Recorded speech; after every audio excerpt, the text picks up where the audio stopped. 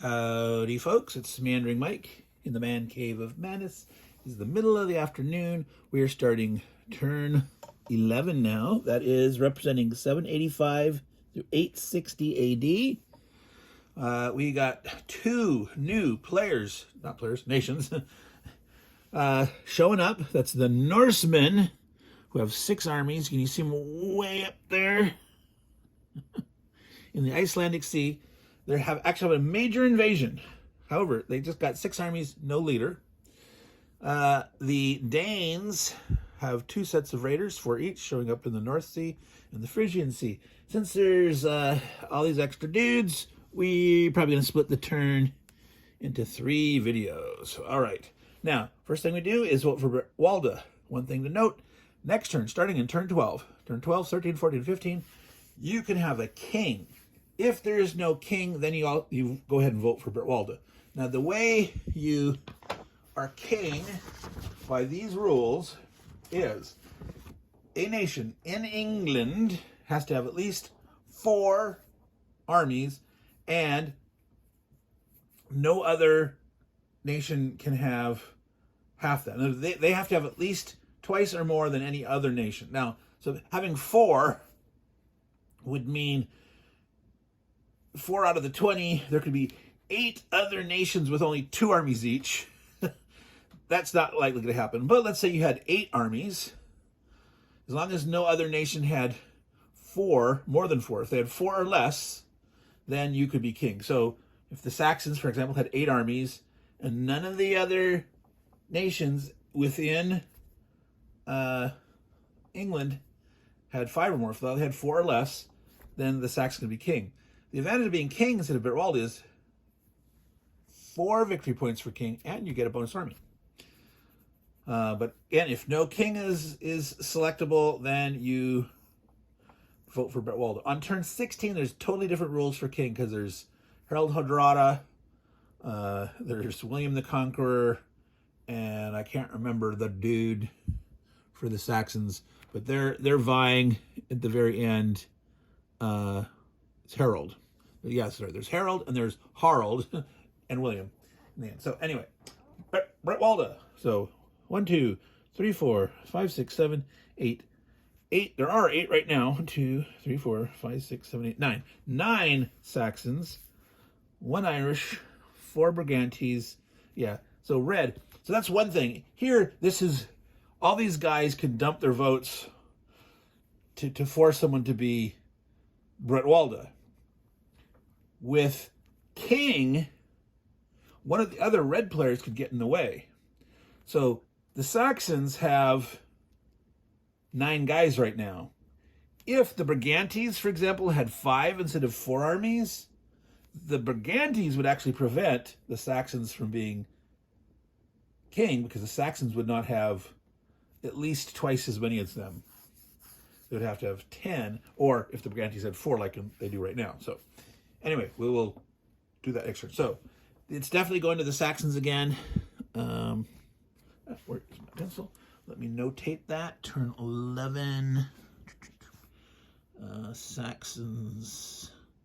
Right there. So let's move on with the turn of the Welsh. So 1, 2, 3.5 growth points. They had 1 stored up. They will have 1.5 after they get their army. All right, what do the Welsh want to do? Okay, we're not looking at the point cards. There's no points scored for anybody except the Danes. I believe the Danes can get rating points. Are the Danes over here? No. Hang on. Let me find that. Well, the Danes are not going to... I'll do that after I do the Welsh. All right? Well, no, wait. If the Danes get points for certain ones here, the Welsh do not want to get in their way. Where's that card? Danes. All right, so on turn 11, each area occupied after combat and before the mandatory raider withdrawal. So this is mandatory for the Danes to raid. They must raid and withdrawal this turn. Okay. Normally, if you're a raider, you may elect to stay and convert, become an invader that's on land now. But in this case, these guys must raid, must go back to sea, have to withdraw. But each territory that they have at least one army in, after they've raided, they can score a point for. So potentially they could raid inland here, overrunning and get points for like Cheshire. So maybe the Welsh don't want to go to Cheshire. But boy, oh boy, yes. I don't think the Welsh want to come across here necessarily. Wow, those Norsemen. They're going to start scoring points next turn, but they're going to try to land this turn. I think the Norsemen have a limitation. Oh, no, they do not. The Norsemen can go anywhere. They're not limited. Now, they're coming on with a major invasion. So they could have troops, for example, like move one series to land. Of course, unless the Brigantes get out of the way, they wouldn't land there. They could come around this way, come inland, and they're going to get another thing, another invasion. I believe a lot of their points are way up north, though. Yeah. I said I wasn't going to look at the points, but we'll wait till we get there. Okay, so the Welsh. They do not have an easy time over here. They could only get at Devon here. They could potentially strike out here. They could probably don't want to jump on the Saxons that heavily up there. They could, but I don't think they want to weaken themselves too much. They could go to Huis. They could weaken Gwynedd, but like Will, it's part of the. Remember, when you raid, you always go back to the area you started in. So if the Norsemen moved to here and raided inland, they come back to here. They're not raiding; they're invading. They have a major invasion, so they're not coming back out. It's the Danes. All right, never mind.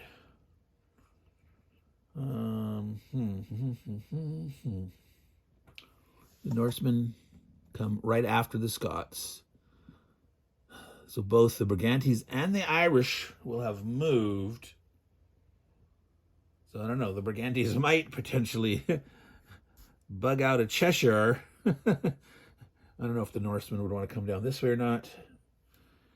Anyway, I'm meandering. I'm totally meandering. Let's finish the Welsh. Let's do the Welsh. I think they're going to put one here. They don't want to lose that either. I don't think they want to put more than that here, though. One can move here. They can move here. So they're gonna go out to Huis. They're gonna pick a little bit on the Saxons. They're gonna try to grow a little bit. They're not gonna fight across here. They'll do what they can. But all right. So normal chances to hit. 2 dice hitting against the Huisians. They hit. Boom, boom. That was all sixes. Oh, I didn't quite have it in. You can see that. It was all sixes. Blood.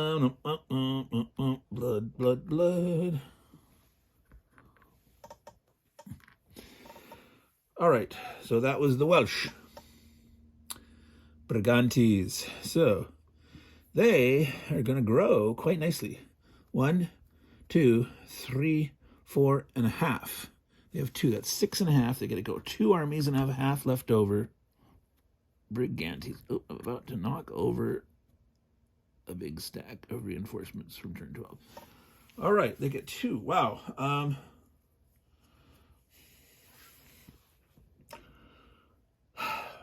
The Danes are coming. Yeah, maybe the Brigantes want to pull back a little bit. That potentially leaves a Norseman inroad here. If we want such a thing. They lost the pennons. I don't think they certainly don't want to attack it with the angles there with the leader with 3 guys. So not that. Oh boy, yeah. The well, let's see. Put 1 in Galloway. See, Strathclyde. How many? So 1, 2, 3, 4, 5, 6, 7, 8, 9, 10. Yes, they have to keep 5 provinces. Oh, if they pull out of that's a problem. 1, 2, 3, 4, yeah, 10. They need to fight. Well,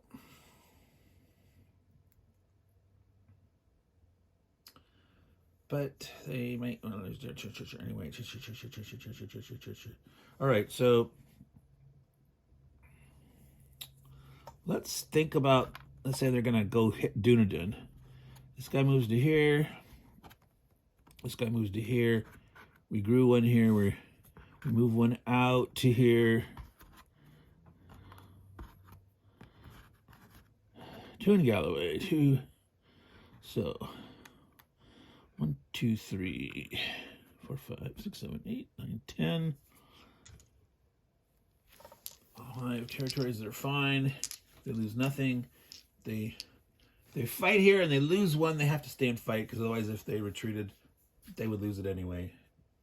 So they're committing themselves to beating on the Scots. Let's go ahead and zoom in there so you can see that. Oops, my fuzzy fingers are getting in the way.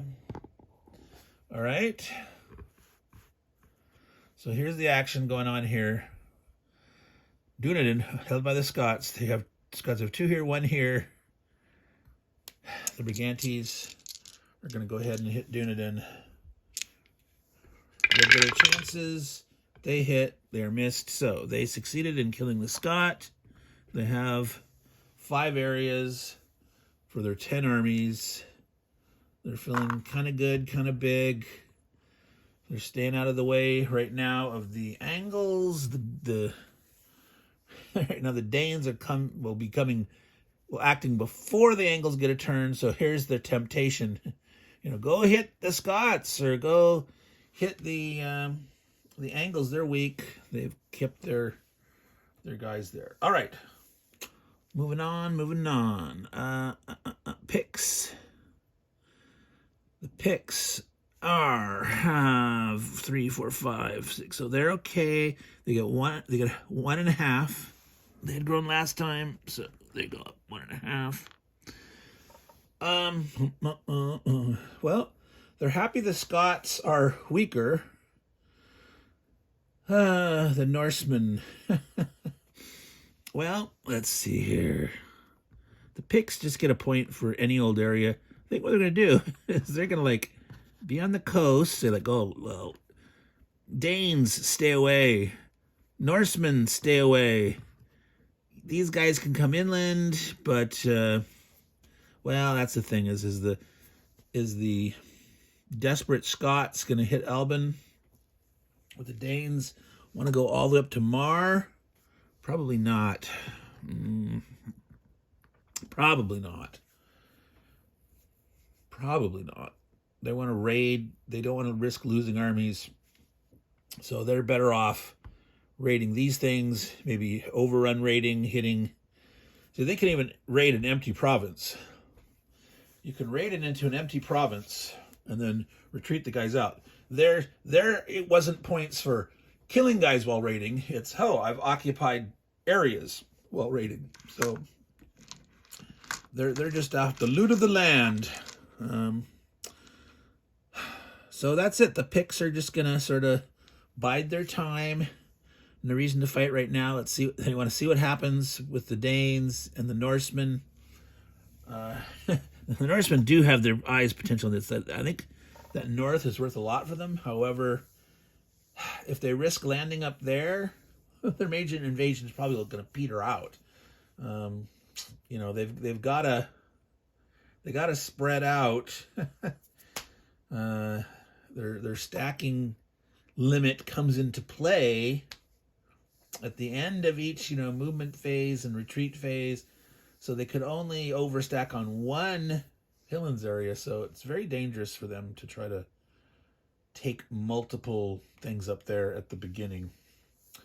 Well, let's do the Caledonians. The Caledonians get four. They have four half-point provinces. They have 2 growth, and they're currently at 2. So they get to build an army. This is their last one, and they still have a pop point left over. So yeah, they're gonna take a peek at the Norsemen's points. For themselves, Hebrides and Orkneys are the big points. Caithness is still down to 1. The Norsemen. Okay, so on turn 13, the Norseman gets end of turn points. Cumbries, Hebrides, Orkneys are 3 each. Holy moly. Skye, they're spread out all over the place. All over the place. But turn 12 to 16, these are, at any time during any of those turns, they can score points for all those provinces, but only once. So what we typically do to take these is we take Roman fort markers and put them on upside down in the territories that the Norsemen have occupied at any time, and then you wait to score add all those points up at the end of the game at turn 16.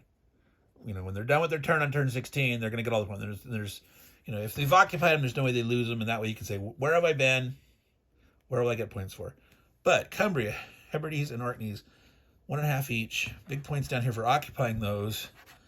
But I'm telling you, if they try to land up there at the start and take those, their major invasion will peter out. Trust me. So, maybe they hit one. It's really not worth it. Caledonian, especially if they decide, well, I'm going to defend those. Yeah, I think maybe they're going to do that. They're going to say, look, dude, we are thumbing our nose at you. Screw that. We know where our points are. And if you want to hit those, go ahead. Shoot your whole wad. Try to go in there. All right. That is the original indigenous dudes. I'm going to stop there like I've been in the past. We're 17, almost 18 minutes on the video. So we will do next video, the Irish, the Scots, the Norsemen, and the Danes. So it'll be 4 dudes there. And then that'll save our Utes, Saxons, and Angles for last. So the new guys are joining the mid-block. Irish, Scots, Norsemen, Danes. That'll be an interesting video there. All right, so Meandering Mike, Man Cave of Madness, doing Britannia. Let me zoom back out. We have just finished the first part of turn 11. And as noted, we got some new guys coming in. And next turn, we'll start to worry about who might be king of England. And if there's none crowned, then there's still Brett Walda. So that's it for this video, folks. All you good people, take care and ciao.